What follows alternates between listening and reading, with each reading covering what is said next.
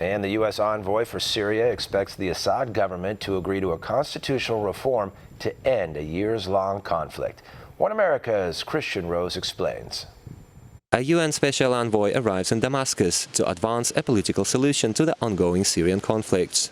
Talking to reporters in the Syrian capital Tuesday, Special Envoy Geir Pedersen said he expects to hold productive talks with top officials in the Assad government and hopes for positive results. His efforts come in response to the UN's concerns over the ongoing fighting in Syria's northwestern province of Idlib. I'm looking forward to have what I believe constructive discussions on how to move the political process forward, and of course in particular on the formation of the Constitutional Committee as a door opener for the broader political process. Over the past few months, the Russian-backed Syrian government forces have advanced into Idlib to reclaim the area from Al-Qaeda and other terror groups. But the Syrian rebels, who formally control Idlib and are backed by Turkey, lodged objections. The so-called Astana trio that comprises Russia, Iran and Turkey have sought to negotiate a ceasefire in Idlib, and now that the UN has stepped in, peace may be closer.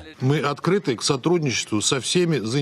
to cooperation with all of the interested parties, which sincerely intend, and I stress it, sincerely, to facilitate the stabilization and the political settlement in Syria. Pedersen says the Syrian government and opposition generally agreed to establish a special committee to change the nation's constitution. This, he says, will allow to include both the supporters and opponents of President Bashar al-Assad in the parliament and regional councils. More importantly, peace settlements between Assad and the rebels will make it harder for the Islamic State to regroup and make a comeback. I'm also looking forward to discussions on how we can end the fighting in Idlib, and of course I will continue discussions on the issue of abductees, detainees and missing persons. UN officials believe a prisoner swap between the Assad and opposition forces could greatly reduce mutual mistrust and hostility. But US officials aren't quite sure if Assad and the opposition could reach a compromise. The Astana Group's efforts to advance the political process have failed.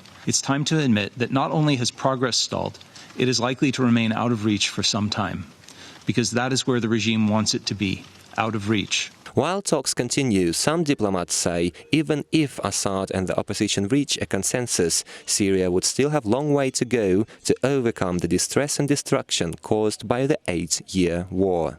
Kristian Rouz, One America News. Want to see more videos like this? Click on the link below and subscribe to One America News on YouTube. And call your cable provider and kindly demand that One America News is added to your lineup. Call and subscribe today.